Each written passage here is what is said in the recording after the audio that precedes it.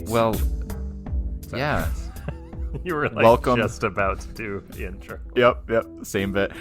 Welcome everybody to our final episode of WandaCast, our weekly recap of the WandaVision television show. I'm Justin. How many people do you think are doing that? Oh my God. Oh, so many. No, right now. so many. Yeah.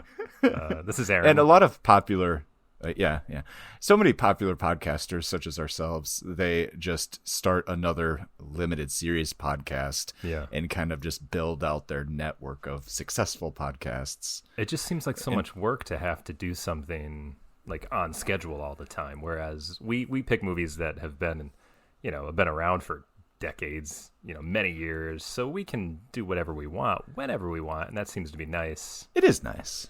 Anyway, what'd you think of the finale of WandaVision? I didn't watch it yet. You haven't watched it No, yet? we haven't watched it. Oh, We've been son busy. of a bitch. Again, I watch it with a wife. That's the problem. When you watch it with a significant other, you have to wait for them to be available to do it. So we have like movie night with the kids on Friday, so we're like exhausted after that. And then I don't know, we were doing something last night too, so we just haven't gotten around to it. But I was thinking tonight we'll probably get around to it. Although I read your tweet though, I don't know. You have very it's hard to tell. I really what the liked tweets that mean. tweet. It was very layered. It's layered. Yeah, perfect. That's the word I'm looking for. Yeah, and I have very complex feelings about the show. Yeah. And so, okay, I guess that's a short episode because Aaron hasn't watched the episode yet. You know what? Let's just do another thing completely different tonight. Oh, okay. Can we talk about something else? Sure. Off the top of my head. How about the Chinatown sequel, The Two Jakes? You ever seen that? I have seen that, but I actually came here today to talk about the other Chinatown sequel. Okay, yeah. I'm here to talk about the hit film Superman, starring Christopher Reeve and Gene Hackman, amongst others. The movie it's almost a mirror of the original. Superman is about the main character, a hero in some people's minds, discovering a scheme by a rich man to buy up a bunch of desert land. Yeah. And knowing that there's going to be water there, and so he's going to make a bunch of money selling it to people when it's worth more. I see. So you think that And Noah then- Cross, John Huston's character from Chinatown, is actually Lex Luthor of all people? Well, Chinatown came first. Yeah, that's so true. Lex Luthor is the Noah Cross. Now the question is, did Richard Donner come up with, create the Lex Luthor that we now know who's obsessed with land, or was that already in the comics pre-1979? I don't know that. I think the only place I've ever heard of the scheme to have California drop into, let's not get too specific in the plot, but it's funny. And in the end, the good guy wins. And he stops the rich bad guy because the good guy stands for truth and justice and standing by your convictions. Superman, as I was watching Chinatown, Superman felt like a response to it. Because in Chinatown, we have the main character That's true. not win, lose out to the big corrupt rich guy because that's just the way it is and nobody can stop it. Yeah. And see, I don't think so 2 years later, I don't think that Superman would have grabbed on. I don't think in any way the makers of Superman grabbed on to Chinatown, only because Superman's like a disaster movie. Even though I agree with you that California land grabs are similar in both movies, the idea that the San Andreas Fault would someday break open and part of California would fall into the ocean, that's total disaster movie conspiracy theory. You know what I mean? So they just ran with that. That has nothing to do with Chinatown. No, I really don't think that they would have thought of that. hey man, if I'm thinking of Superman during Chinatown, it was too funny. close. I'm sure And it's come up in my tones. mind too. But The tones are so just yin and yang of each other. One is so bleak and one is so positive, and maybe you have to turn it cartoony for that positive to be believable. It's I don't know. But no, I guess we could just feel like the writers of Superman came up with that line that everybody always likes, that I always liked, was, well, no, What maybe can this do, maybe Jake? I'm thinking It's of what Chinatown. No. What Kevin Spacey says in Superman Returns. Maybe he didn't say that in Superman. Maybe he only said it in Superman Returns. But he said, like, the thing about land is that they're not making any more of it. And I think they just ran with that line, you know, and that's why land was his big thing. If you own land, you own everything. Now, I think John Huston in Chinatown has a similar way of thinking that. Anyway. I think so, too. It's an interesting comparison. Yeah, thanks. I figured we needed to start the show with that little-known sequel. We can go back to the official sequel, though, The Two Jakes. The Two which Jakes. At the time felt like such a stupid title. I disliked it. But after watching the movie, great title. Yeah, right? It makes sense. Great. Well, did you even know about this movie before I brought it up to you? I did not have any idea that The Two Jakes existed, and I had never seen Chinatown. Yeah. This is mostly my way of getting you to watch Chinatown, because everybody has like a movie or two that everybody's seen, and it's bizarre when you say like, "Oh, I haven't seen that."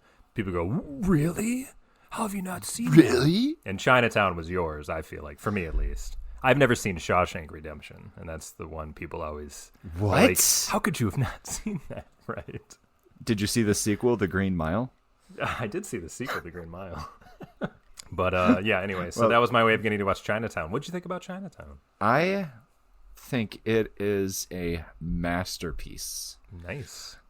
Yes. Do you think it's a masterpiece despite being told probably your whole life of moviegoing that is a masterpiece and you really need to see it, which for a lot of people like myself back in the day really turns you off? I had no idea about this movie, and I don't know why it's just never been on my radar. Like, it's a Roman Polanski, which is good. I'm sorry. It's written by freaking Robert Towne, an original screenplay. Yeah. God, yeah, don't be sorry about the Polanski thing. I mean, at least most of that came after. It did. This and movie if you want to go into it, I'm well versed in all of it. I'm not well versed. Yeah, I am.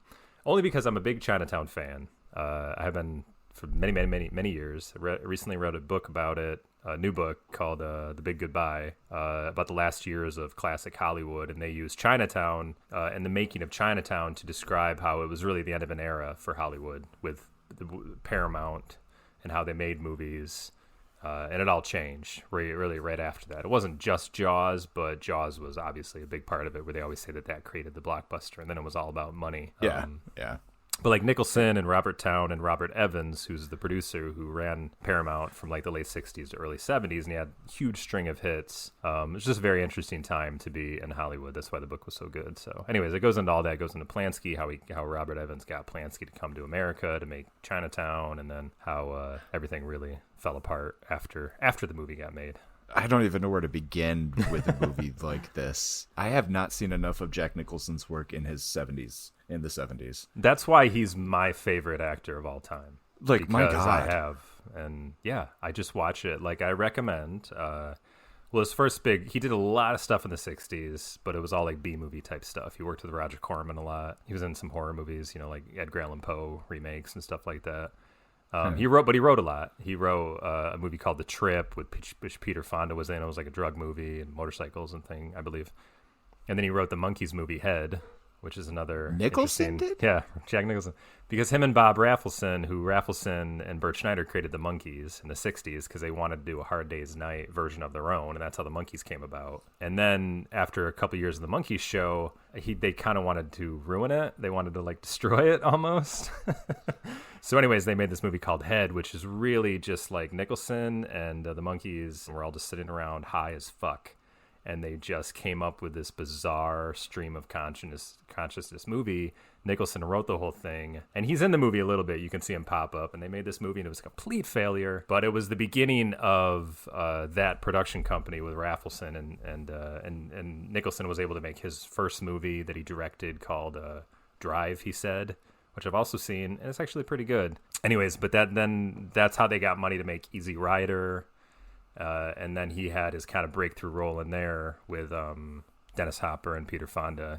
He was the great movie. Yeah, he's the lawyer, that they run into. But so that was really the first time that everybody, and he'd been working in the industry for maybe like 15 years or whatever, like ever since like the late 50s. Yeah. And he came into the business with Robert Towne who was also just a struggling writer. So it was really like 1970 on up where they both found success.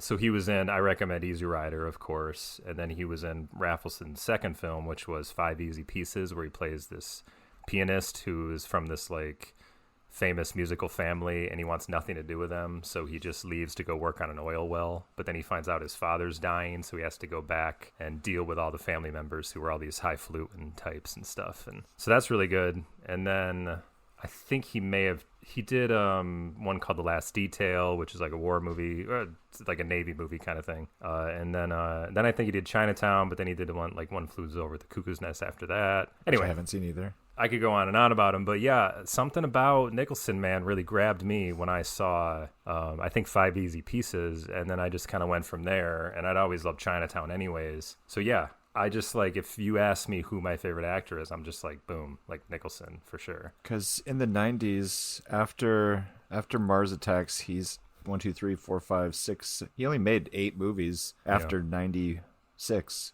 He's basically retired now.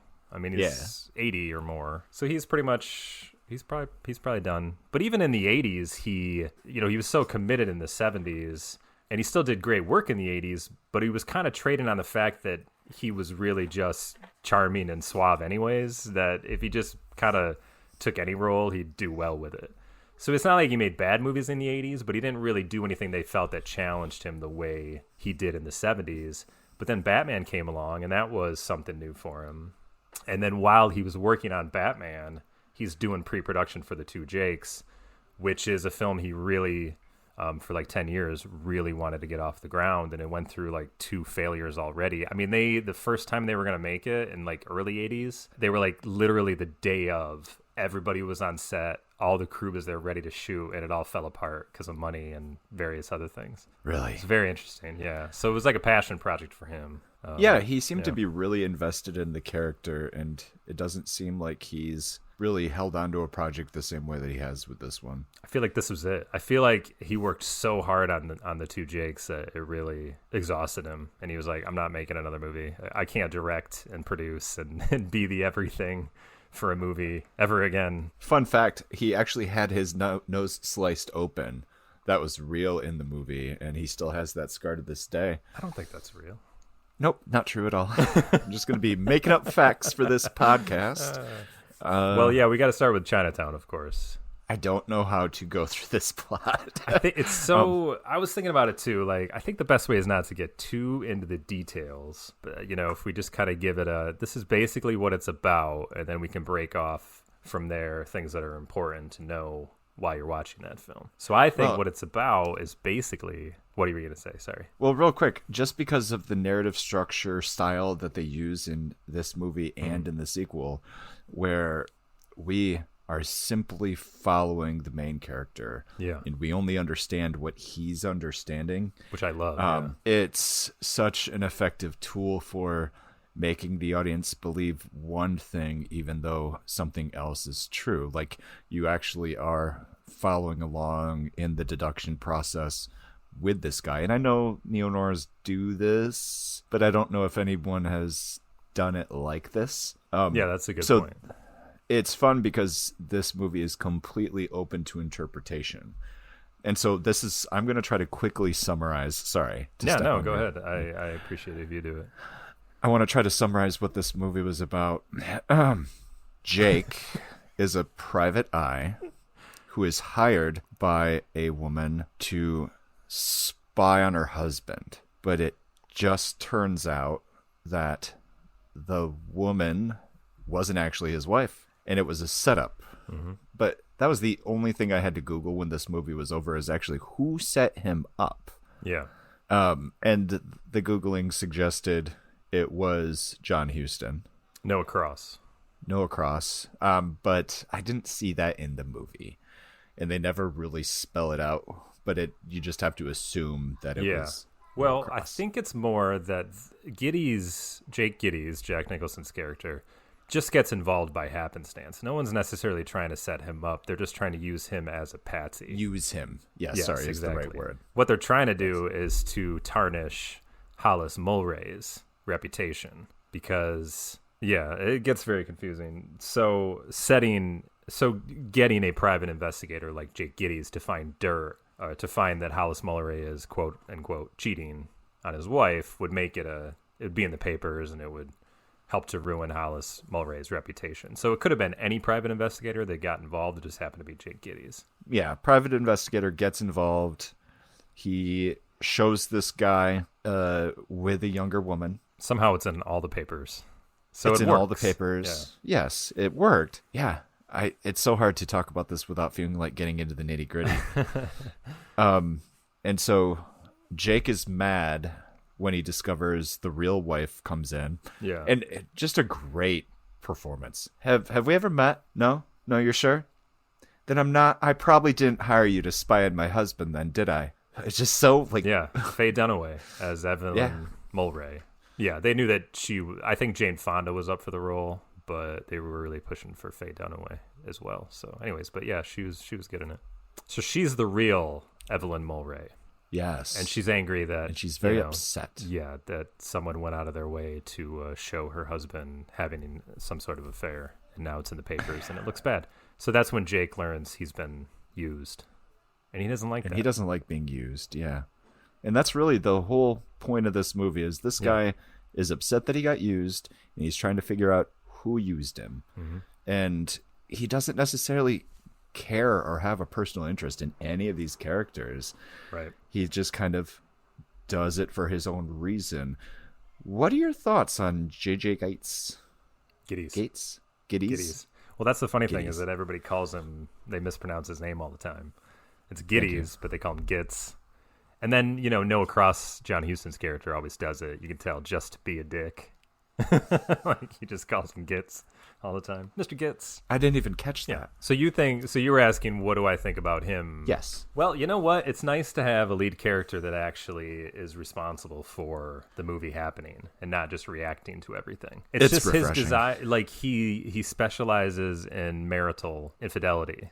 That's his bread and butter, which a lot of people frown on, because they think he's an ambulance chaser, like the way they talk about lawyers. Like they just feel like he's just somebody out, doesn't care who he destroys. That's how he makes his living, that kind of thing. But he, and maybe that's true, but that's his job. And that's what he takes pride in. And he's not going to let anybody, use him or whatever. So yeah, he's the one that gets involved, and through his efforts to try to prove himself innocent, beyond doing his job, he uncovers these huge things that are going on. So I like it. Yeah. That's what I'm trying to say. I mean, he's a real son of a bitch, but he's a really likable son of a bitch. He's principled. He has a line that he doesn't cross, even though that line is pretty low.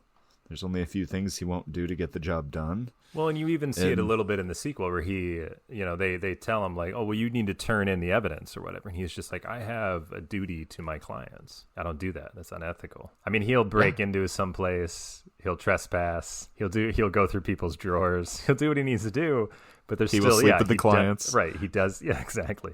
He does have this line he won't cross because that's just the way he is. It's the way he's built. And so was he a cop? Like, I feel like I believe he was, because Evelyn asks him later if he wore a uniform, and he said yes, and she's like, I bet you look cute in a uniform, He says that he worked at the DA's, worked for the DA, but the DA works for the government, so I'm sure that there are cops that work exclusively for the DA. That's my understanding. What Faye Dunaway said was that, I bet you looked good in blue. Oh, really? Oh, okay. And so that's where I was like, wouldn't you consider that's uniform? Yeah, exactly. So yeah, it feels like he's a cop that was thrown off the force for something that went down in Chinatown that they never discussed. I don't know if he was thrown off, though. I feel like he just maybe finally got out. He could have just quit as well. Because, he is definitely on good terms with the cops, even though they give them a lot of shit. Right. That's where the name of the movie comes from. Something happened in his past in Chinatown. He was trying to protect somebody, and through his efforts, they actually ended up getting this person hurt. It's almost like his story with Faye Dunaway is trying to do it again, but just be successful this time. Yeah, And or he doesn't that realize has- that he's heading for the same kind of tragedy unwittingly. Like he's stuck in some loop, some time loop where he has to go through it over and over and over again. I actually never got to watch the end of the movie. I ran out of time, but I did go ahead and read the ending of Robert Towne's script. So I know it ends well. Oh, I know yeah, that they have lived happily ever after. Yep. And that Noah Cross dies. He's shot and another killed one of your by bad jokes. because Polanski rewrote the ending on the night Yeah. before shooting.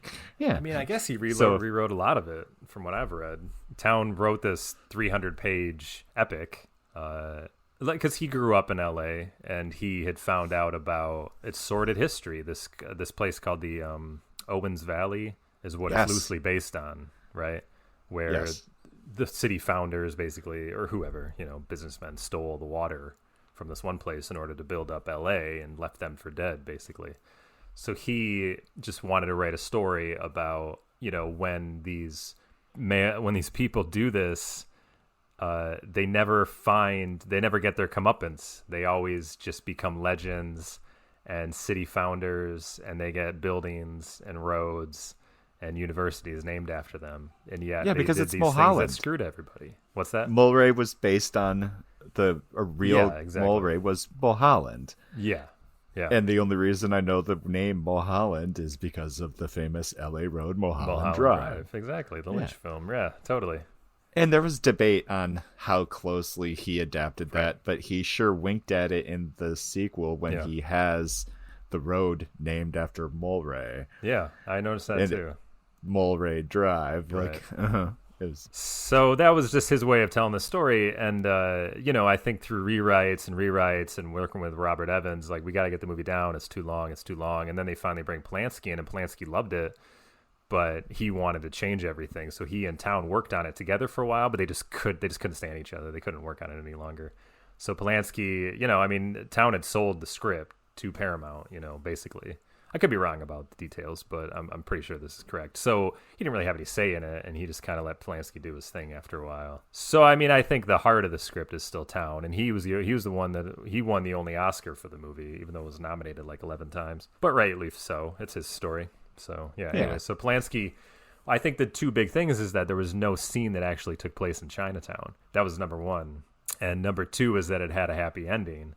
And those are two things Polanski wanted to change. He's like, we got to have a scene in Chinatown. And Town was like, well, it's more of a state of mind. It's that thing that happened to him in the past, so I don't want to go back to Chinatown. And he's like, no, we got to go back to Chinatown. And I don't want it to have a happy ending. I want them to get away with it, basically, the bad guys. Anyway, so Giddys finds out that he's been used, and he makes it his business to figure out who used him. So he tries to get to Evelyn Mulray about it, the real one. And she wants to drop she was angry that, at first, and took her lawyer, and she was going to sue him for saying that she hired him and that he found all the stuff out about her husband, even though she never asked him to. But then she just as quickly drops the lawsuit and says, let's forget about the whole thing. And that pisses Giddys off, too. He's like, well, why do you want to drop it? I don't want you to drop it. I want to find out who set us up, because maybe they're using you, too. all right, so this is where Jack goes to find Mulray himself. He sneaks his way into a dam station? Anyway, Something a place like where that, they keep yeah. And reservoir. Mulray is the chief of Water and Power Yes, for the city just of LA, like by the way. yeah. And just to be clear, Mulray being based on Mulholland was an actual bad guy. Oh, okay. And he abused his power, and he actually got that dam built that Mulray doesn't want built at the beginning. Right. And because he had one built in the past that didn't go well. Yep. And it, just like in real life, there's a famous dam breaking that Mulholland built, and he didn't have any issues with building a new one. Yeah, he killed like 500 people or something. Yeah, only like 60 kids. It was fine. He goes to this reservoir, and he finds Mulray's already dead. Yep. He was drowned or hung He was and drowned. Just drowned. Didn't he have a noose around his neck? No, they were just pulling him up with a rope. That's why. In a but really it was around rude his way. waist. No, it wasn't around his neck. It was just around his chest, under his You arms. got the body? But that is, you know what? When I think I first saw the movie, I think I thought the same thing. Like somebody tied him up and left him to drown there, whatever, you know. And I was like, no, that's just how the cops are yanking him out of the place. Yeah. So yeah, Mulray's dead. Mulray's dead, and Jake breaks in here very illegally, and the first thing he does is he immediately chats with the cops like, whatever, I'm here. And the cops don't care that he's there, showing that he has a good relationship with them.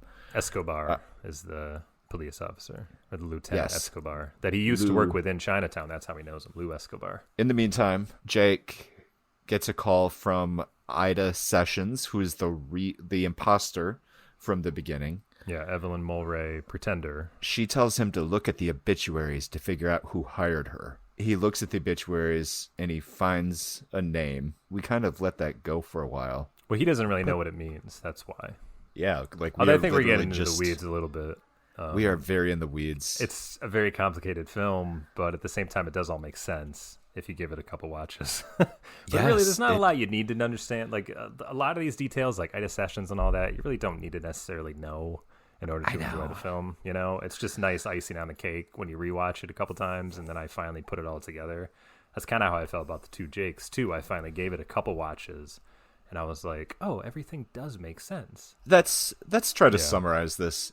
Yeah. You explain to me what you think actually happened, and I will tell you if I'm on the same page as you. Okay. Well, Chinatown is basically about Noah Cross, who used to be partners with Hollis Mulray in the water department.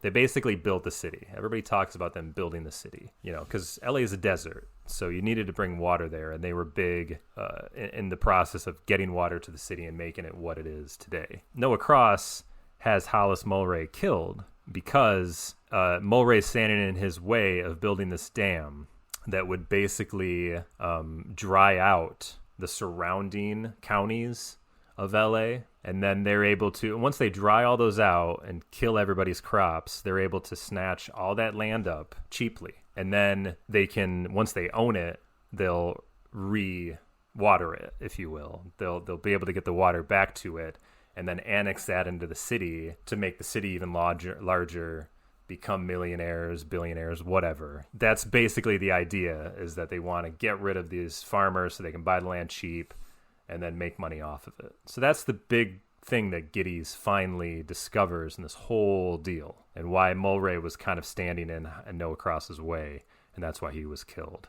While this is going on, he's getting to know Evelyn Mulray, who's the daughter of Noah Cross and the husband and the wife of Hollis Mulray. At first it leads him to believe that she had something to do with Mulray's death, because he was apparently seeing this young girl. But what it turns out to be is that Evelyn's just trying to hide the fact that this young girl is actually her daughter / sister, because her father, Noah Cross, and Jack Nicholson asks Faye Dunaway if he raped her, and she doesn't necessarily say yes. It was a very bizarre, like, it was almost consensual or whatever, but she was only like 15 at the time or something. It was a little disturbing. Yeah, that's the way I took that. Yeah. So she had this daughter that she didn't want to see. So the daughter was kept away from her, but Hollis knew about all this somehow, and he took care of the daughter. So that's why he was seen with her often. But once Hollis died, she wants to be in her daughter's life now, and the number one goal is to keep her daughter, Catherine Mulray,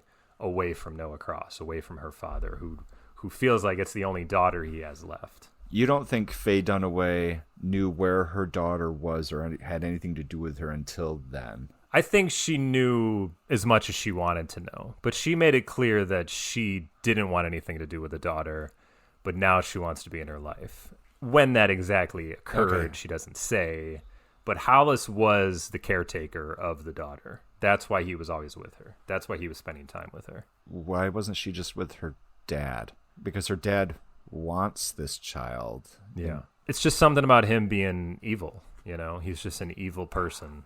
And Hollis doesn't want his wife's daughter that was born from incest from her father to be with Noah Cross. So there may have been more to killing Hollis Mulray than just him standing in the way. He may have represented standing in his way from the water idea and from keeping the daughter away from him. It gets complicated. So anyway, to sum up, the big thing about Chinatown is that it's a giant scam to grab land to annex into LA by Noah Cross. But at the same time, he wants his daughter back, who his other daughter, Evelyn, gave birth to, but she's trying to keep her daughter away from him. That's pretty much like the two things that are going on that Jake Gittes kind of discovers bit by bit as the movie continues. And he, rightfully so, wants to help Evelyn protect her daughter from Noah Cross. That's the only thing he can do. He's powerless to stop Noah Cross. Everybody has always historically been powerless to stop these powerful men that do horrible things and then become the city founders and have names and buildings and stadiums named after them. That's the idea. You can't fight that. But what he can do is help Evelyn protect her daughter. And he does have it bad for Evelyn as well. Yeah, and they start up a relationship too. I have a feeling, and I need to watch more movies before now, but it feels like a lot of tropes began with this movie, or do you think they were common noir tropes? I think a lot of them were common noir tropes. Yeah, that this movie actually did the best. And I think that's also why they brought in John Huston, because Huston was famous for making those tropes. I don't know if he made them necessarily, but he directed The Maltese Falcon. He directed, what was the other one after that? The other big one. Another noir one. Anyways, but he was famous for being the guy in the 40s that made the noir films, So I think that's why they liked to bring John Huston on. Yeah, he was great too. Because it was like their homage. Chinatown is an homage to the noir films of the 40s, but at the same time, I feel like it perfected every one of those films. Everything about this movie is damn near perfect. I mean, the style, there's a movie design, where everybody, yeah.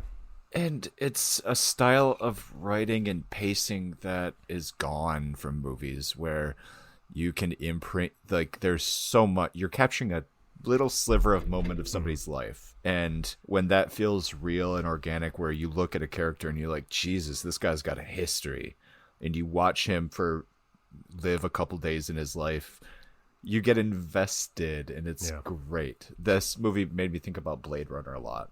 Just how so much of it is open to interpretation, and you don't know their motivations, and it's just great filmmaking. So the connection to Chinatown is that, something happened in his past in Chinatown, and he makes that point of saying, if you're a cop in Chinatown, you do as little as possible, because you never know if what you're doing is actually helping the situation or making it worse. And that is what hangs over the whole movie. So her butler happens to be from Chinatown, Evelyn Mulray. So when everything's coming together and he's feeling like Noah Cross is going to finally find out where Catherine, her daughter, is, and the cops are after him and after her because they think that she had something to do with killing her husband, Hollis Mulray, he's like, go to James Hong, her butler's house. Where is it? Go stay there. They won't find you there. Just happens to be in Chinatown. It's that classic setup where the genius detective has this plan where he's going to wrap everything together all neatly. Yeah. And he's going to beat the bad guys, get the girl, solve the mystery, all in this 5 minutes that's really impactful and enjoyable for moviegoers. A great example of nowadays is Knives Out. They do that ending, and that's what you're expecting when you watch this movie. And what you get is just chaos. I don't know if everybody had such a plan, though. That's the one thing that occurred to me at the end, is that I don't know if he has a plan beyond. He realizes that Noah Cross is the one who killed Hollis Mulray, which kicked this whole thing off, and hired him to use him to find dirt on Hollis Mulray, But I don't know what his plan was beyond telling him, I know, because immediately from there, he takes Gittes hostage, basically, and says, take me to my daughter. That's so funny because, yes, they've done all this setting up of, I'm going to lay this plan and it's going to hatch. And then he immediately goes to the bad guy with no evidence, no cops, no recording devices. He had the glasses as evidence, so he did have the evidence, and then they take the evidence from him. Well, exactly. Like, he didn't have anybody. What he you all are He yelling didn't have any in the backup. audience. You know what I mean? Yes. Yeah, he didn't have Escobar there. He should have had Escobar there. Yeah, and you're waiting for the cops to pop out Right. and for him to solve this thing, and then he doesn't. And then your mind keeps going, and you think, okay, he's just baiting him. He's getting him to take him to Chinatown so that the cops can see that this guy's got him by gunpoint and that he's a crook. Yeah, right. And honestly, that would be a plan. And because you'll never hear me talk bad about the movies, so I'm not saying that that's a writing problem. You got to put yourself in the mindset of the 1930s. And that's, I think, and that's also what I didn't understand about The Two Jakes the first time I saw it years ago. I didn't put myself in the mindset of the 1940s when that movie takes place. You got to put yourself in the mindset of the 1930s. I think you could go up to somebody who had just murdered somebody without a gun. You didn't need to threaten their life in order to take them to jail. You could just tell them, I'm on to you, and that would be it. They wouldn't fight back. They wouldn't shoot you or whatever. I think that's what the 1930s were more like. Now, everybody's fucking dangerous, and you gotta have, SWAT team and try to take down one person. You know what I mean? Like, that's what you got to do, because they could always get violent. Maybe. That's just me. So my point is that when he takes me to Chinatown, where he feels the cops will be, they're going to see this whole thing, and they're going to arrest Noah Cross. Nobody's going to have any guns. I think that's what's in his mind. But Evelyn brings a gun. Everything just goes wrong. Jake gets out of the car. Evelyn just happens to be walking out. Yeah. Because she's ready to leave without Jake. Yep. And then the cops arrest Jake. And then Noah just strolls up and he starts trying to take his granddaughter. And Evelyn freaks freaks out. out. Trying to tell the cops, like, this is Noah Cross. He's responsible. But he's like this known figure. The cops aren't going to fuck with him. Yeah, it's crazy how this all plays out. Like, Jake's full of this idealism that things are going to work and right is going to work. Yeah. Because truth and justice works. Yay, Superman. But he betrays his own motto in that when you're in Chinatown, you should try to do as little as possible, because when you think you're helping, you're actually hurting. And that's what happens. Yeah. Evelyn freaks out, shoots Noah Cross in the arm, drives away with her daughter, and the cops just start firing wildly at Evelyn, because the cops at this point think Evelyn murdered her husband. Yes. And because they don't have any better idea. And so they're shooting at her car, and the cop hits her. Her daughter gets to witness her mother dead, shot in the back of the head. Graphic hole in the eye scene. That's scarring for everybody. And so there's Jake Catherine Mulray, the daughter, screaming. Yep. So who comes to whisk her away? Noah Cross. The bad guy wins. Yeah. And the cops let Jake go. They say, I'm and doing his you a two favor. partners Just get out of here. Because the cops have an idea that maybe something's a little off, but they're just like, get out of here. Just go. It's another part of it about, like, the cops know, you're right, like, they know something's off. They know there's a bigger story here. Escobar knows there's a bigger story here. He's not an idiot. But with her dead, it's all wrapped up. So he says, take him home, Jake. Get Jake out of here. I'm doing you a favor. And his partner says, I don't remember. Something about, like, they need to go. Oh, this is the beginning of a beautiful relationship. No. Beautiful friendship. Sorry, I blew it. It's a different one. Forget it, Jake. It's Chinatown. One of the most famous lines of all time. Which it really hit home. I've heard it's Chinatown, and it was really so that was good. your first time actually hearing it after a whole lifetime of pop culture jokes about it. It worked. Yeah, it was great. It worked. Yeah. And Walsh was his partner. They got to say it. Walsh, he pops up in the sequel. Yeah, he does. Isn't that nice? So here's another thing. Duffy, his other partner. You know who he is? Yeah. Yeah. No. He's Crispin Glover's father. Really? They actually look alike. Yeah, if you watch the movie again, they look alike. Oh, yeah, Bruce Glover. Yeah, he's been in other films, but that's the only one I really know him from, is that he was in Chinatown. There's a couple other just small scenes. Like, one that always stands out to me is when he's in the barber shop and he's getting the shave, guy in the chair next to him sees it in the newspaper, and he's just like, it's one of the it's a brilliant scene just to show what people think about the fact that Jake does this for a living. Yeah. And they start, and he's, you work for a bank, how many people you close a mortgage on today? Or he's like, well, if I did any of that, I wouldn't put it in the paper, and they almost get into this fight. And the whole time the barber's trying to tell him this joke to calm him down, right? And he's not even listening to the joke. He's so angry. Cut to the next scene where he's so fucking happy because he wants to tell this joke to his two partners or whatever. It's so ridiculous. When I saw that, I just thought it was amazing. Like, just the Polanski's mind where that would go together like that is just phenomenal. It was just one of the best scenes. It adds that complicated layer to who this guy is. Like, he's very lowbrow. He's a lowbrow guy trying to be a respectable person. Right. Yeah, it's an interesting mix of everybody. Yeah. And him telling the joke, even though they're trying to stop him because Evelyn Mulwray is right behind it. That it doesn't stand up to scrutiny. Like, anybody would turn around and realize you're looking at somebody behind you. But it's funny, so they go with it. What else? And Polanski's the guy that cuts his nose up. Yeah. They said that, Polanski's such a crazy filmmaker that that's what you're seeing was like the first take, but he did 10 takes of that. And Nicholson was just like, he always called him a Polak. He was like, you fucking Polak. Like, you're going to slice my nose open. He's like, no. I need to do it again. We have to do it again, blah, blah, blah. He did it like 10 times, and it worked the first time. He's like, motherfucker, There's so many amazing stories about Nicholson and Polanski. So at the end of the movie, the bad guy wins, but also Jake, whose entire goal for the movie was to figure out who used him, got paid by the fake wife, got paid by the wife, got paid by, he took Noah Cross's money, got paid by him. I don't really know. It's hard to say. So he got paid like 4 different times because I think Noah Cross's bonus was what, 5,000? And in the 30s, that's he may have taken it, like, in theory, but I know for a fact. When did he exactly collect that? I know for a fact that he took all that money.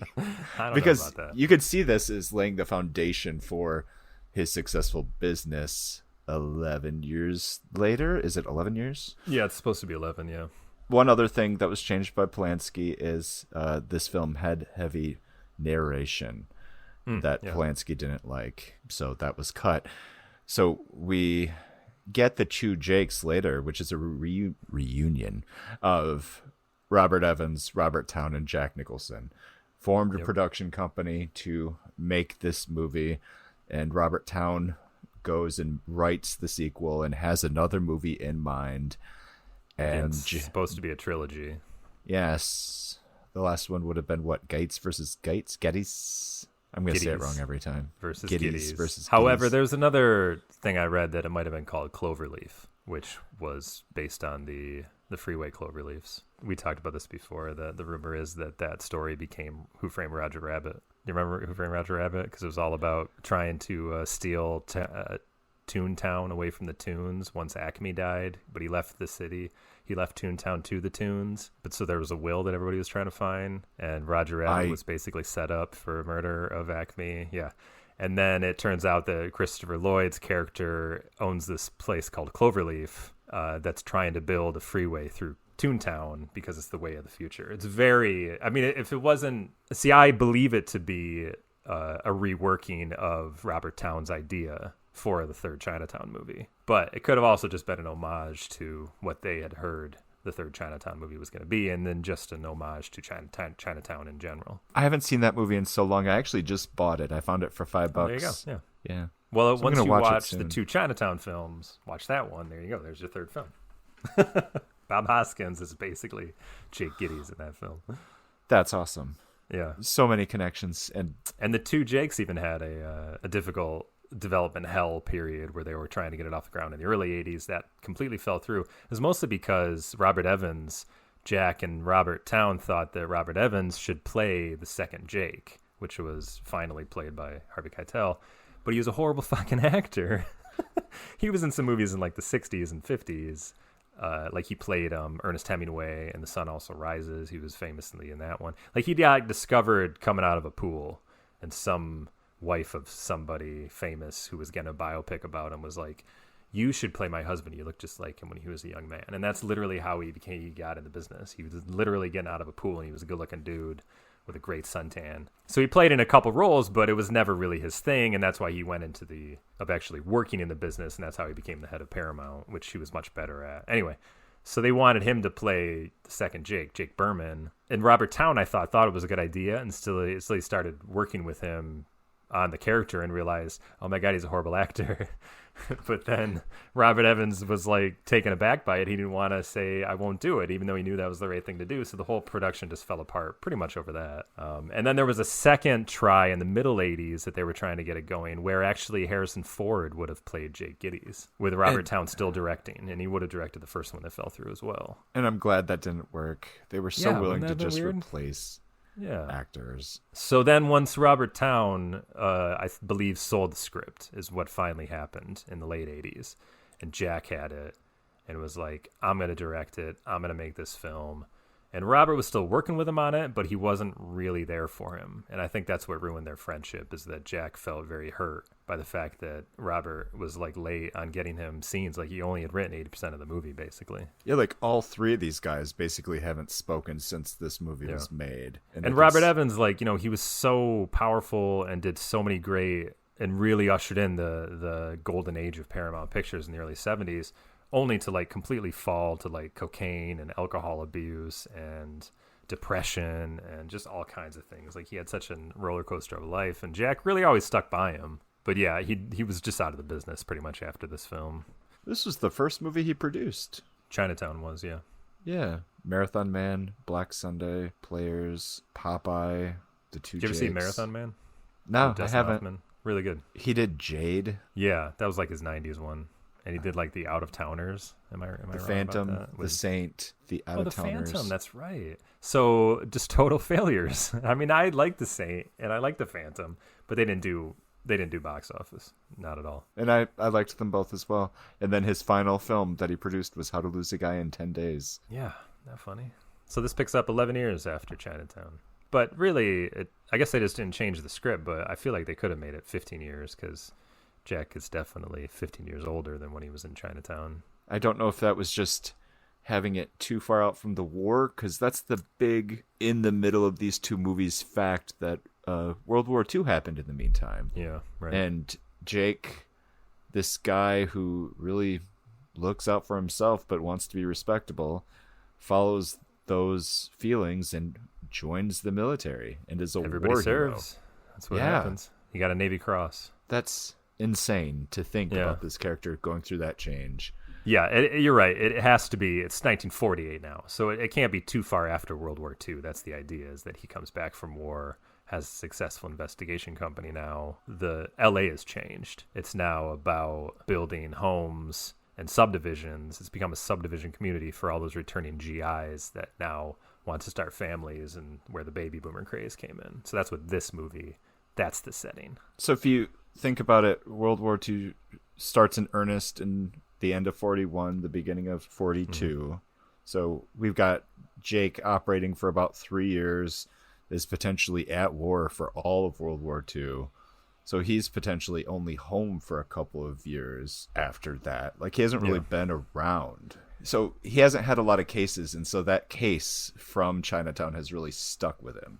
And he's thought about it a lot. And he gets wrapped up in another mystery, much in the same way as the first movie. He is working with a husband who thinks his wife is cheating on him, and they plant a sting at a hotel. The husband is Harvey Keitel, and this sting goes terribly wrong, where Harvey Keitel discovers his wife sleeping with a man, and in the heat of the moment, Harvey Keitel shoots the man down. And I love how the marital cases have changed from the 1930s to the 1940s, apparently. And I read up on this because it's another thing of like where you watch the movie nowadays and you're just like, was that really how it was? So you like got to put yourself in that mindset, and that you would hire a lawyer and it would be a sting. It would be literally, they would be in the next room. Their rehearsed husband or wife or whoever would come in and say details about, I can't believe I found you here in this place at this time with this person. And then the investigator would come in and start taking photos. So you would have evidence to show in court of your spouse being unfaithful. Like, that was literally a business. Yeah. So that's how it goes, but it goes horribly wrong in that there's a gun, and Harvey Keitel, Jake Berman, the second Jake, ends up killing the guy that his wife is sleeping with. That they didn't expect. We could easily get in the weeds again with the plot of this movie. Big time. So let me try to just cut to the chase, and then we could talk about scenes. Give me the cut to the chase, like I did with Chinatown and Noah Cross and the daughter. Like, what is this movie about? This is Jake getting used again. It is Harvey Keitel doesn't like his partner. They own land that Harvey Keitel's wife has given them. And just to cut to the chase, Harvey Keitel's wife is Catherine Mulray from the first movie, the sister-daughter, all grown up. Yeah. Yep. And she's married to Harvey Keitel. She gave him some land in the valley that her father used to become rich. He apparently died, and it's all hers now, right? I mean, she was the only surviving heir, so it would have just been hers. And so she basically just hooked up with this young guy that she loved, and he knew some gangsters, and he used all those connections to get this land and to get this property built. The property being subdivisions for all the returning GIs from World War II who want to start families. They're anticipating a home boom after the war, and they're building out subdivisions, yeah. And this is what I believe ends up being San Fernando Valley in real life. I think so, yeah. But his partner is scheming, and he realizes that there's oil underground, and he wants the rights to himself. And so Harvey Keitel discovers he's dying, and he's like, you know what? Screw this. I'm getting rid of this guy. So he shoots his partner, who he let his wife fall in love with, or was the wife... I'm a little confused about that, but I believe that she actually fell in love with him. I don't know if she fell in love with him, but I think she was... Because Jake Berman, Harvey Keitel's character, was sick. Prostate cancer is what I believe it is. He hasn't been very attentive to his wife, and he hasn't been performing in bed at all. So the way he explains it at the end is that he thought that he thinks his wife thought that he wasn't interested anymore. So she was finding it elsewhere, and she just happened to fall into the arms of his partner. So I think it actually was a genuine relationship. Yes. Because she, I think, genuinely didn't know that Harvey Keitel was planning on killing him. It seemed like, yeah, she was in the dark about that. Yeah, she was totally in the dark, but he's doing it to protect her. Because of who she really is. Yes. Because they all call her Kitty Berman. And that's the thing, when you first see her, I couldn't remember who she was when I watched the movie again. But I immediately was thinking, like, well, she's very Faye Dunaway. If that's not Catherine Mulray, then she's supposed to be like her for some reason in this film. So then it wasn't exactly a surprise when it was a twist that actually was her. So the whole reason that this happens is Harvey Keitel is trying to make sure that his wife has all the money that she needs after he's dead, and he wants to make sure his business partner doesn't steal it away from her. Because he was also protecting who she really was. Because there's something about her being Catherine Mulray, because she was born out of incest to no cross. She wants to disappear that person. She doesn't want the papers to know. And if people found out where she was and who she was, it would be a story. Everybody kind of knows, like, everybody, it's not confirmed, but the cops gossip to Jake about him being paid to cover up the incest. Yeah, right. The cops are less nice to Jake in this movie. So it's about protecting her because he's dying and he wants to make sure she's okay for the rest of her life, but also protect who she really is. And that is what I think endears Harvey Keitel's character to Jake Gittes, who they're almost adversaries for most of this movie, when Jake Gittes realizes that he too was just trying to protect Catherine Mulray. And that's in a way what Jake Gittes has always wanted to do for the past 10 years, pining over the death of her mother. Yes. It's an amazing scene at the end. Maybe this is skipping ahead a lot, but no. When they both have that really heart-to-heart scene and he's like patting him on the back, and Harvey Keitel's crying. I just really felt for that was when the movie really sold itself to me, where I was just like, man, this is a really good film. Yeah, it's so true. They're both like lost in love. Like, this is a movie where we see Jake be a little more mature, and he is still out for himself, but his goal is to figure out what happened to Catherine. It's just bothered him for the last 10 years. And there's that moment where he figures out that it is Catherine. They're at his house. It's dark. They do the foreshadowing from earlier in the film when the butler from the first movie. When he talks to James Hong. Yes. Khan. And they talk about flowers and how this was Catherine's favorite flower. And then Kitty is wearing a necklace and it's a flower. And she starts to explain the flower. And Jake figures out that it's been her this whole time. And he gets this face. Like, Jack Nicholson has so much nuance. And yeah, he's just good. And it's a testament to Robert Towne's writing in that a lot of times they never specifically say what they're talking about, but you as the viewer get the idea anyways.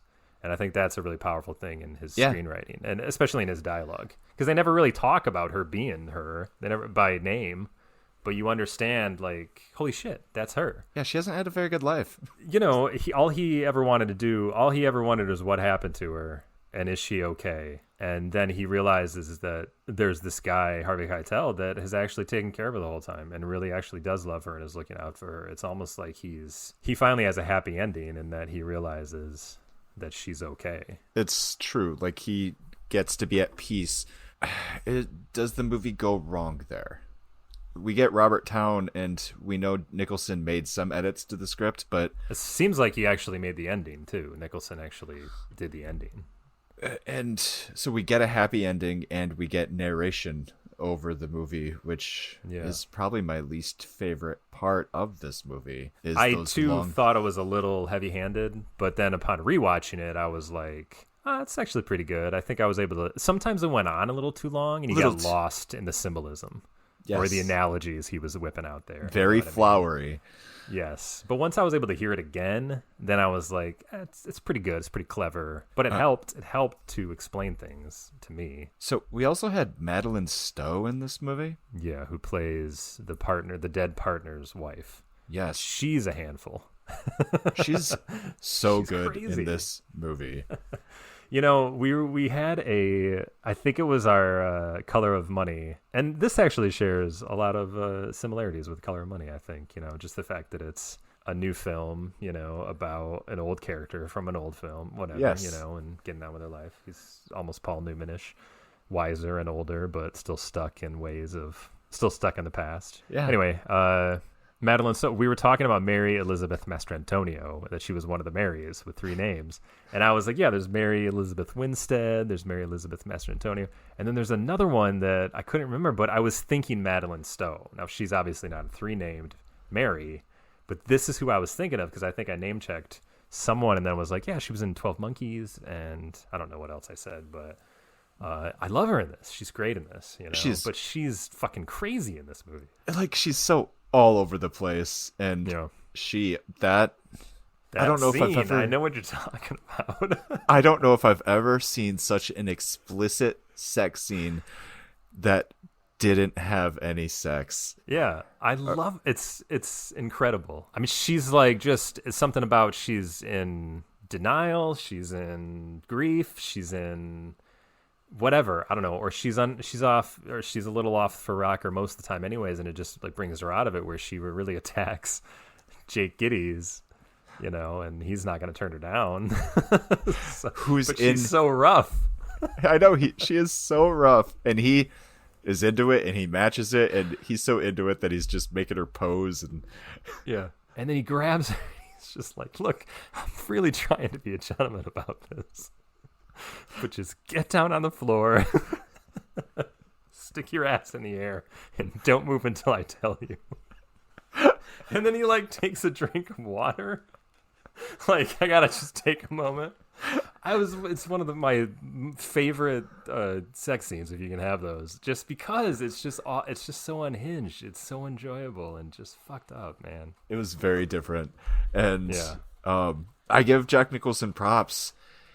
not to take a step back and just talk about the movie overall again, but Yeah. this is a movie made in 1990 that is trying to capture an aesthetic from 15 years ago. Mm-hmm. And this movie was a big bomb. It Yeah. had a budget of 25 million. It made a total of 10 million. It was 2 hours and 20 minutes long. The consensus was that it was good, but it was kind of boring and long. You have to think about the movies coming out right then. We just had Die Hard be a big hit. I feel like he was hot off Batman, which is an enormous hit. Hot Why off wouldn't people Batman. show up to see the new Jack Nicholson film? I really don't understand. So I don't know this for a fact, but I feel like marketing failed this movie completely. Like maybe they didn't sell it. I showed you I sent you the trailer. Like if you don't know who Jake Gittes is, you don't know who the fuck it's Chinatown. I just like why wouldn't they promote it like it was the Chinatown sequel? You didn't know anything about it being Chinatown unless you knew who Jake Gittes was. It's I'm possible. so surprised that this didn't do anything. This did. It just fell flat, and Very forgotten.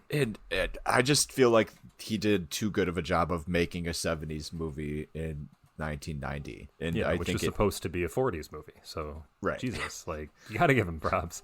and I think it alienated viewers. That's my guess, but That who might knows? be it, yeah. But, I mean, I give him props just for pulling the project off. I mean, he helped write it, to completion.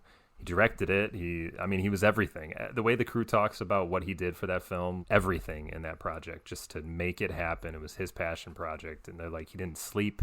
He would after a day's shooting, he would take, they call it dailies, everything you shot in the day, and then you review the dailies. So maybe it was like every morning before the shoot, he would go over to Robert Evans' house, who wasn't even on set. He was really just kind of a producer in name only. He made sure he was there for the first day and then was like, I don't need your help. Just stay away.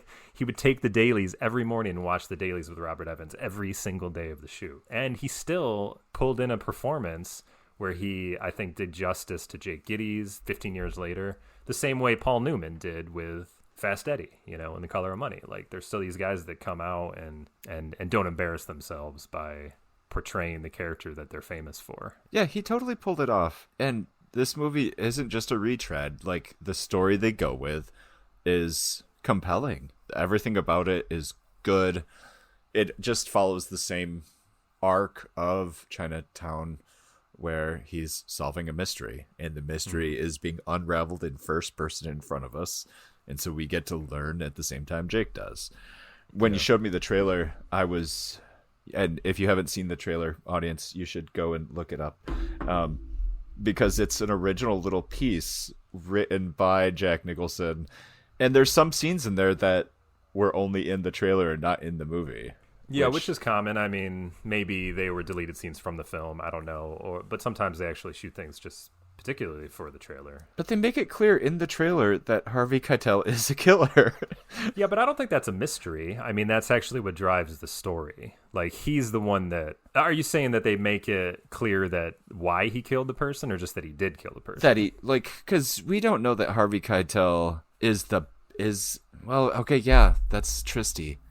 Because the trailer important makes to you think he's a know- bad guy. Yeah. And for the first hour of the movie, we're trying to figure out who the bad guy is. And they let it... But you still know that he did shoot the guy. Yeah. And he killed him. Like, that's obvious. And that's another thing that is funny when you have to, be in that mindset. I think if you watch the movie nowadays, you're just like, well, why the fuck isn't he in jail? Like, what is going on? But that, again, in the 40s, this was just a different era. Like, there was no reason to believe this guy who just murdered somebody for sleeping with his wife was a threat to anybody. He can post bail. He can go back to work. We'll let the justice system take its course, and, we'll get you to trial when we're ready to do this. But it was common for somebody in those situations. It was a moment of insanity. You found your wife with somebody. You killed the person she was with. That's a legal defense. I mean, people use insanity as a defense nowadays, but it was a popular thing back then. My issue with the film is that it's needlessly complicated because they kind of rely on the viewer to remember people's names and who those people are when they've really only been in maybe one scene. Yeah, and that's a problem. That's definitely that's is what confused me. It all connects and it all makes sense. It's a well-made film. But if you watch it once, you're just like, what? You lose track of the average-looking Jewish white guy. Yeah. Like, there's the one mobster working with Harvey Keitel. He's the guy that was in Jake's office with the mask on. And then, although he's like Hispanic. Huh? You know who he is? Who? Ruben Blades is the actor. No. We just saw him in another film that we covered on this podcast. He is the retired FBI agent in Robert Rodriguez's Once Upon a Time in Mexico. Oh my God, Johnny it Depp is? that Johnny Depp gets to come out of retirement, to help him catch Willem Dafoe's Mexican drug lord. Wow. Yeah, isn't that awesome? Because I was watching the two Jakes, and I'm just like, God, he looks so familiar to me. I know I've seen him in other films. Wow, he did not seem Hispanic to me at all. That's pretty funny. Like, that's crazy to me. He's so scary in this film, too. He's good. Yeah, he's great in this movie, but was he the guy who was the step in between a Catherine and the Deeds? Because wasn't he his big, like, criminal backer? Yeah, he was Mickey Nice is his name, and he was working with Jake Berman to help cover up the fact that she was Catherine Mulray. So she was able to sell the mineral rights of that area to Mickey Nice on the same day at the same place, so then he could immediately sell it to Jake Berman, and therefore it would only show the person who had sold it to Jake Berman, and Catherine Mulray's name wouldn't be public. Right. I believe that's how it worked. It was one more step of them trying to hide who she was for her own safety or her own privacy. So it's like, yet again, he's a bad dude, and yet he's working with these people to try to do a nice thing, you know? It's very confusing. And the reason that she owned the mineral rights is because that comes from Noah Cross, her father, who owns all that property because of Chinatown. And there's another Noah Cross-ish type character played by Richard Farnsworth, Rawlings, who's an oil guy. So Chinatown, you got water and land. And then this movie, you have oil and subdivisions, I guess land yet again. But it's like they want to drill under the subdivision as well. And that's what the partner was working on, as you had explained earlier. But she owned the mineral rights to it. They were trying to get in with her to get the rights to the land, so it would all be a legal thing, and yeah. And there's the suggestion that he only started banging Harvey Keitel's wife so that he could get information about Catherine out of her. Yeah. Yes. And so Catherine's just thinks this guy's straight hot, and she's into it because Harvey Keitel's not plowing her. And this guy's just a horn dog, but he also wants info. That's why he's mentioning Catherine in bed after they messed around. And does he not know that it's her? I don't really know. No, he doesn't know. Yeah, that's interesting. Because his goal is to secure those mineral rights, and he would have... Right. This is so... Yeah. I hope people can follow what we're talking about if you've never seen this movie, but it's... We are jumping all over this place, and you will not appreciate this unless you have watched the two Jakes. So stop what you're doing. Suffice it to say that Jake has the wire recording of the murder, but he won't give it to anybody. The cops want it because they think that that'll prove that it was premeditated murder. And also Madeline Stowe's character, the wife of the dead partner, also wants it because she believes that will say that it was premeditated, and then she would therefore get the money. But Jake Gittes can't give the wire recording to anybody because it would almost make him an accomplice to the murder. But if it was an act of passion and temporary insanity, he could still be sued civilly, in a civil case by Madeline Stowe. So it's all bad for Jake. His actions is just, he doesn't want to give the recording to anybody because he's just not sure how it's going to F him up. Yeah, nothing's so he good wants for to him. Figure it out for himself. Yeah, nothing's good for him. So he wants to figure it out himself. So this is the movie we're on. This is the journey we're on. We're watching him work, trying to figure out, how he can get out of this, basically. Let's go to the end of the tape story just to close that out. So what does Jake end up doing? He ends up lying and recording a completely different tape with Harvey Keitel, where they absolve Harvey Keitel of the crime. They make it clear that there was insanity and that they just make it all completely inconclusive. Jake lies. Yeah. He's not being ethical. He's breaking his rule. He's crossing his line. But he's doing it for a reason. But another thing, like how the justice system in the 40s worked, is that the judge listened to the tape. It was just like, there's nothing here that I would ever want to hear in a trial. Nothing here that would convince me one way or the other in a trial. So all charges dropped. Yeah, he gets Harvey Keitel off. He's free and clear. And that's basically still how it works. Like, there's always a preliminary hearing where the cops show the judge their evidence, and the judge decides if there's enough evidence to go to trial. But if somebody killed somebody nowadays, there's pretty much always a trial. Yeah. That's all I'm saying. Like, they know he killed the guy. Like, that's a proven fact. Oh, yeah, that's a really good point. Yeah, but now they won't even... Charges are dropped because they just decided that it was an act of passion and temporary insanity. Yeah. That's funny. That's very interesting. They do a good job of going back to those periods. Jake figures out that Harvey Keitel's dying, and he said that it didn't make any difference if I told the truth or lied, because he was going to be gone soon anyway. Mm-hmm. And so the only thing that was important is figuring out what would work out best for Catherine. And him not getting tried and him not being in the papers would keep Catherine's identity secret longer. He realized that this Chinatown incident that's always bothered him over these years, and never really knowing what happened to Catherine or if she's okay, he realizes there's this other guy that has been protecting her and taking care of her on his behalf the whole time. And that made him finally have some closure to this whole story with Chinatown. The end of the movie is great. I love that moment. Harvey Keitel's suicide? Yeah, right. That's another big thing. There's a lot of explosions in this movie. Surprisingly. Yes, Jack Nicholson gets blown up. Isn't that funny? So the subdivision is built on the orange grove that we see in the first movie. Mm-hmm. And I mean, I'm imagining that they folded pretty quickly after the first movie because the bad guy won. But yeah, the first time Jake goes to the subdivision, they're talking about all this gas that's coming up from the ground and shaking the pipes. It's also getting kicked out because of all the drilling, I guess, that's going on illegally without their knowledge, right? There's a lot of that going on. Yes, there's earthquakes going on in LA, and they suggest that it's because of illegal drilling for oil. And there's a rich oil tycoon who is secretly drilling sideways to get to the subdivision, which has oil underneath it. Which is exactly what Mr. Burns did in the Simpsons episode when there was oil under Springfield Elementary. He just drilled sideways and sucked it all up. So Simpsons stole that from the two Jakes. I just want to throw that out there. Which it very likely did, and I love it. It was a funny set piece because the drill is sideways. Like, they show the drill on the ground, and it's like the Leaning Tower of Pisa.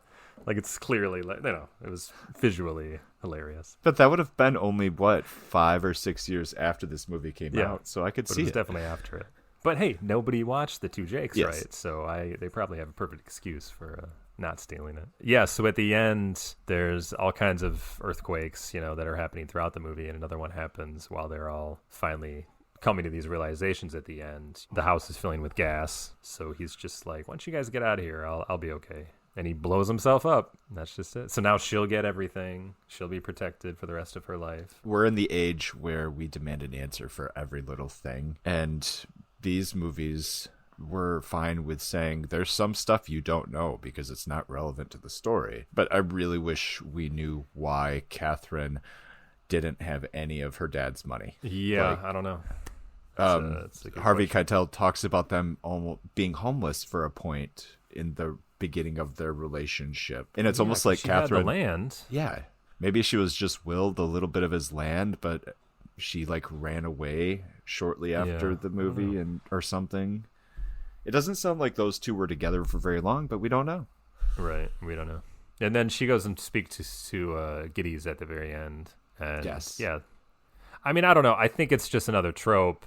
And I didn't really need her to try to kiss him. It's another damsel in distress, femme fatale kind of move, like an old noir thing where they're suffering through grief and trauma, and they're, what's the word I'm looking for? Looking for the comfort in the arms of a man. You know what I mean.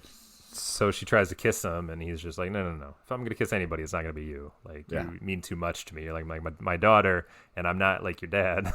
So we're not going there.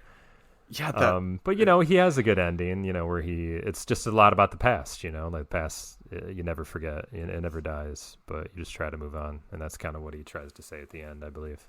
yeah, it has a great ending. I'm happy with the film because I mean, so what if it wasn't a success, but it doesn't insult the first movie. And what I like about the film is that it actually, you didn't even need an ending to Chinatown, but if you were going to have one, I thought it did a pretty good job. Like, it closed all of his feelings, at least, that were left open for Chinatown. So I'm disappointed we didn't get a third movie, because I feel like it would have been fun to see his character continue for another movie. Super disappointed. This is a great character and a great way to tell a story. You could keep making these movies with him forever and they would have worked if they had followed that similar formula. I wanted to talk, I mean, are there any scenes that stand out to you? I know the grenade scene is a good one. I like I don't know if you caught this, but the asshole cop, there's Escobar, he comes back. I don't know if we ever mentioned him, but Escobar's back in it. Kind of a friend a little bit. There's also Eli Wallach, who's a great character actor. He's kind of I thought he was the DA, but I don't know why the DA would be representing the murderer, Jake Berman. So I guess he's just is he the prosecuting attorney or is he just his lawyer? I'm not sure about that. Anyway, but when he goes to the police station, he meets that asshole cop, the younger guy. Yes. Remember? That is the son of the cop that shot the bullet that killed Evelyn Mulray. Did you pick up on that? I picked up on that, and it's just, it's only been 10 years. So it's like this, it's this little thing that's like, that's why he hates him. One, because he's a dick, so he's easy to hate. He's got a punchable face. But secondly, his dad killed, the love of his life, or whatever you want to say. But he has a great scene with him later. Yeah.